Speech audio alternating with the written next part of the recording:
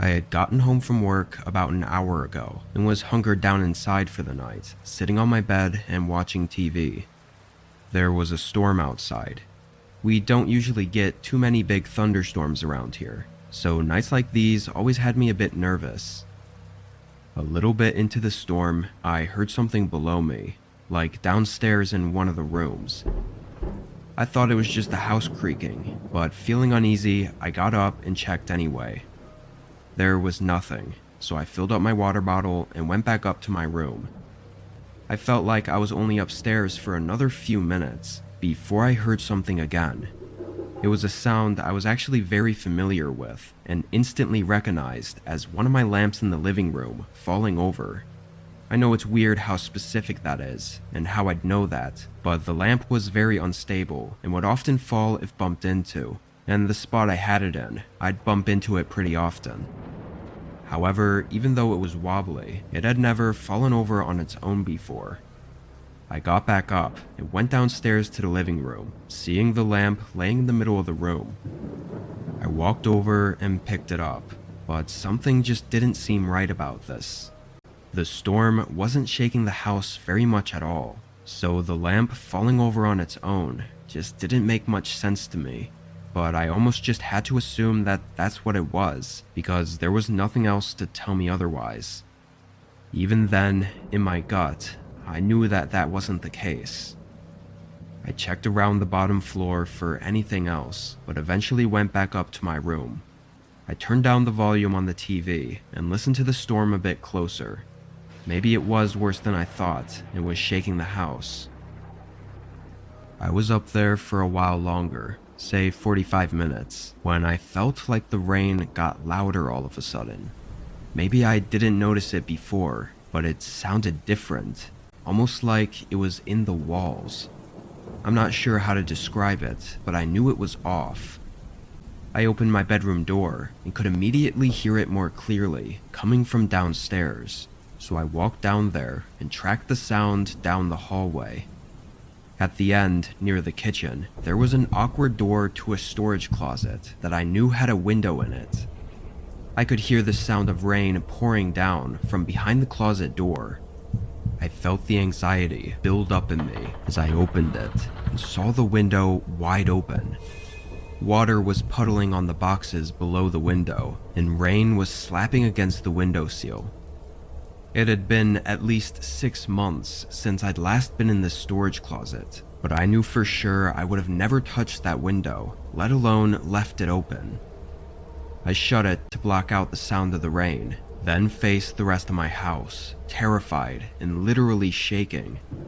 I had made the mistake of leaving my phone upstairs on my bed, so I could either run up and grab it, or just run out of my house. I was honestly so scared I couldn't think straight.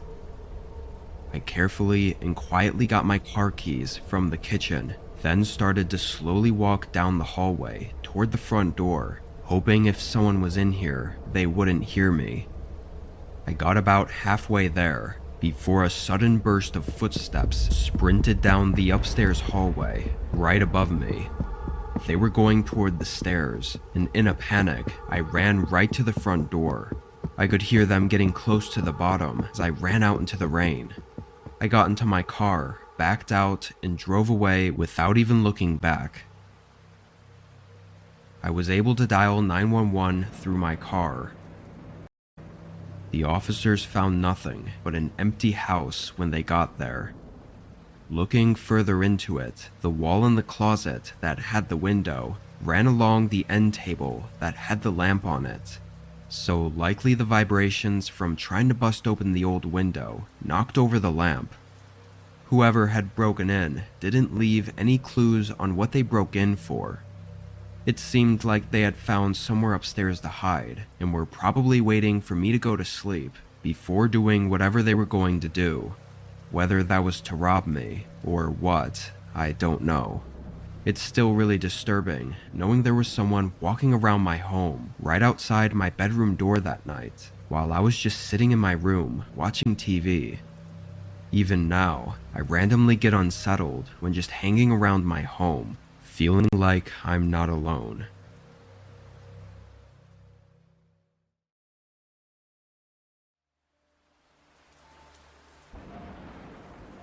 It was a pretty typical night in the middle of March. I worked at a gas station at the time. Usually I did afternoon shifts, but every once in a while I'd cover for someone's overnight shift. I had gotten a call in the morning to come in from 10 p.m. to 8 a.m., all of which would count as overtime, so I quickly agreed. I got in and took over for the manager, then sat behind the front counter. It was pouring outside, and supposedly a big storm was gonna roll in later. Seemed to keep most people at home because the gas station was dead.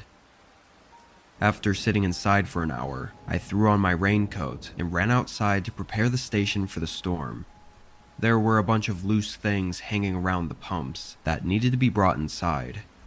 I started picking them up and running back and forth to drop them off, and as I was grabbing the last few, I noticed a man not too far away from the gas station. He was on the side of the street, pacing around and getting drenched by the rain. It was very unusual, though it looked like he was probably just waiting for a ride. I finished up and headed inside.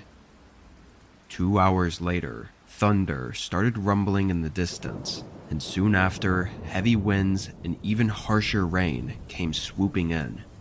I knew it would be bad, but this was insane. The wind smacking against the sides of the building was actually making the whole room shake, and at one point I even thought the front doors were going to snap off the hinges because they swung open so fast. I hurried over and secured the bolt lock to keep them in place, then moved toward the back of the building and into the storage room, away from all the windows, and I just waited. I want to say it was maybe 30 minutes after the storm has started. I was still in the back of the building when, through all the harsh noises, I heard a muffled sound. It wasn't until I heard it multiple times that I realized it was someone banging on the front doors. I left the storage room and looked down the sales floor. There was someone outside, looking in at me and hitting the doors repeatedly. I hurried over and unlocked it, thinking he was in trouble and needed help. He quickly ran inside, and I closed and locked the doors behind him. The man was soaking wet and had pools of water draining from his jacket and spilling onto the floor. He didn't stop to thank me or explain himself. He just kept walking, back and forth, pacing across the floor. It was the same man I'd seen outside earlier. Had he been out there the whole time? It had been over 2 hours since I'd seen him. I tried asking if he was okay and if I needed to call for help, but the man just kept pacing the floor with this blank, hollow look in his eyes. After watching him for a minute, I got really uncomfortable and started to walk to the front desk to call the police. As I picked up the phone though, his eyes snapped at me and he stopped walking. It was then, as we looked at each other, that I noticed his hands were cut. Like right on the knuckles, they were bloody and bruised. I caught myself looking for too long, and by the time I looked back up at the man's eyes, I could tell he was pissed. "Don't," he said, clearly talking about me using the phone. I wasn't trying to test him, so I lowered the phone. There were a couple seconds where he just stared at me, like he was thinking about whether or not to do something. But then he turned and continued to pace the floor. The storm picked up outside, chaotically shaking the building and adding to the horror of whatever was happening. I tried to think out all my options as this maniac walked around just feet from me. I could try running, but I'd have to get the door unlocked and outrun him in the storm, which seemed really risky. I could also try calling the cops and hope he just leaves, but that was also risky. Funnily enough, I ended up choosing probably the most risky option, which was to do nothing and just wait. I stood there and watched him for, 20 minutes at least. At any point, he could have just snapped and ended me, but he didn't. After those 20 minutes, he gave me one last look, then walked over to the door, slid the bolt lock over, and walked out into the storm. I immediately called the police. I'm not sure if it was just because of the storm, or because they didn't think it was urgent enough, but it took over a half hour for a cop to show up. By then, whoever the hell that man was gone. They never found him. When the storm finally passed on the following day, there was a report filed for a missing woman. She never returned home from work that night after leaving the office at 11 p.m. Maybe I'm just connecting completely different things, but the man had clear signs of having attacked someone, with blood and bruises on his knuckles, and the timeline seems to add up. Again, it's all just theories, but whatever I was in the middle of that night, I haven't been able to stop thinking about it.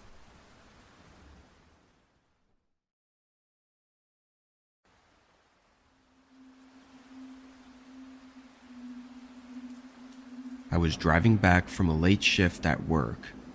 I worked for security, so my hours were kind of all over the place.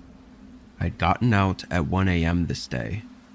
There was a pretty heavy storm going on.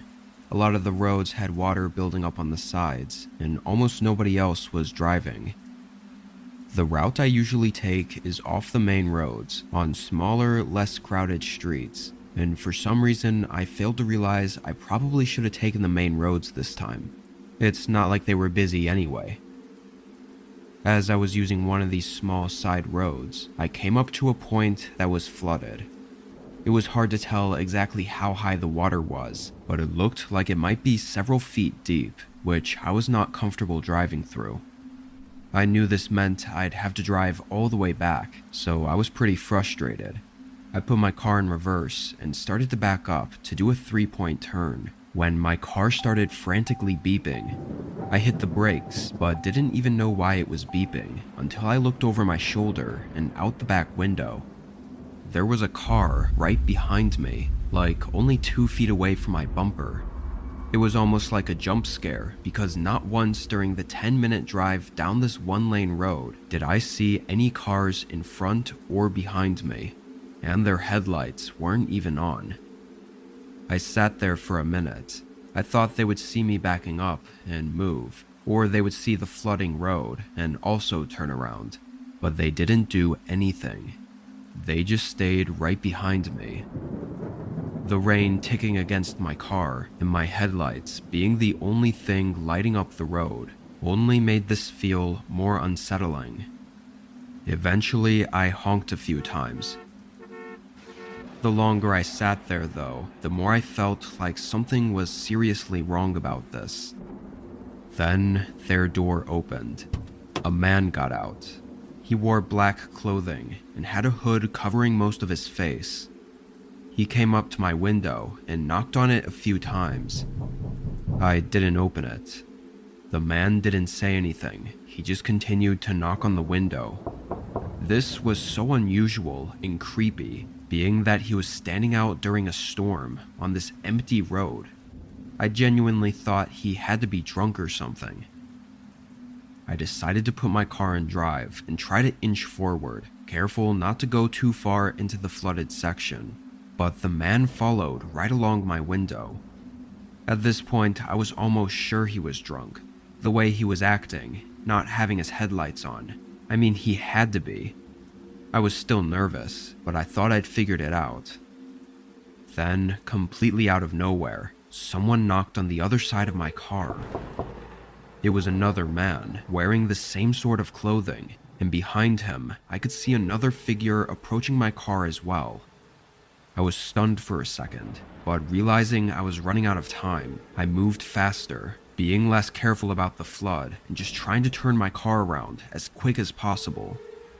There was a moment where my car lost traction for a whole 3 or 4 seconds, and I thought I had gone too far, but by some miracle it came back to me.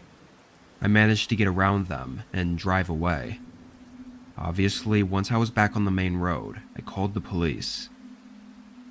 They drove down to the scene later that night, and oddly, the car was still there, right by the flood, but none of the men were there. They were able to trace the car's owner down to some random dealership hundreds of miles away that it had apparently been stolen from months ago. I don't really know what happened on that road, or how close I was to something horrible happening. I probably will never know.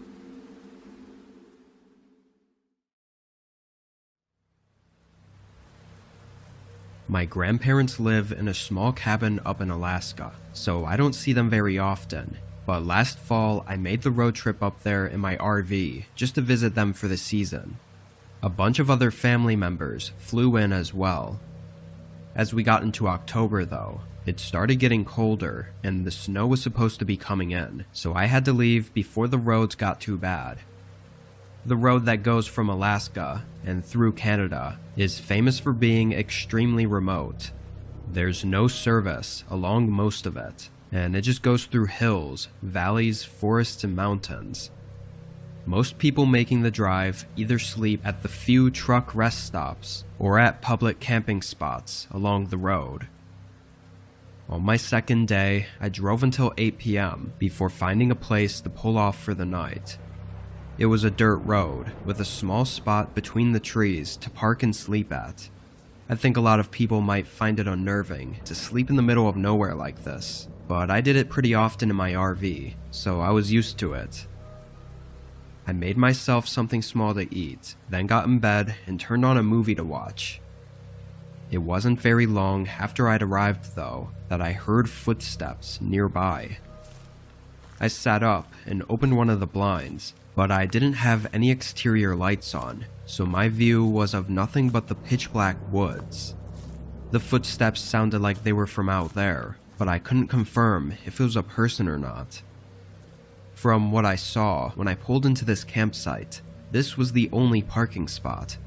But maybe there were more nearby that I didn't see.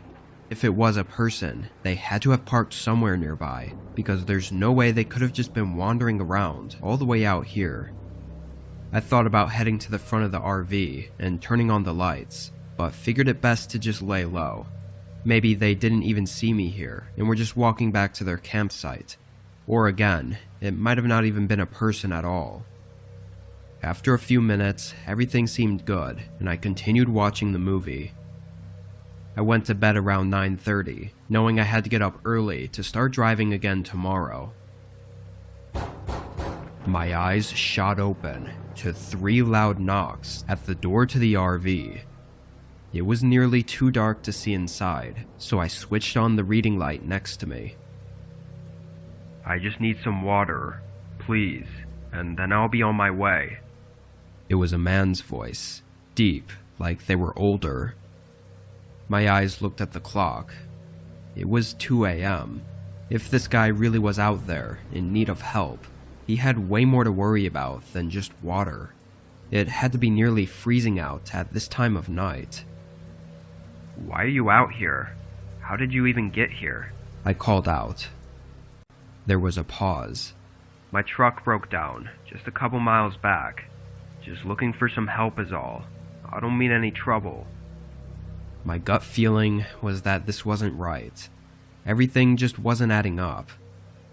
I snuck my way over to the other side window and tried to peek out and see him. It was extremely dark, but I could make out his figure standing right up to the door. I thought it was really weird how close he was, like he might be trying to listen in, or even try to break in. But then I caught sight of something else. Behind him, I could see more figures moving around in the dark, several, like at least 4 or 5. The man knocked again, almost banging on the door, as if he was losing his patience. I quietly backed up and grabbed the keys, then took a deep breath, before running to the front and quickly turning the RV on. As soon as I did, the headlights lit up multiple men in front of me, all looking mid-30s and 40s, with scruffy beards and raggy winter clothes. They started yelling as I drove past them and circled back to the main road. I drove until I reached a gas station. By the time I had service and got police involved, it was far too late for anything to be done. What those men were trying to do is anyone's best guess. This fall, I didn't make the trip up there. and I'm starting to doubt I ever will again.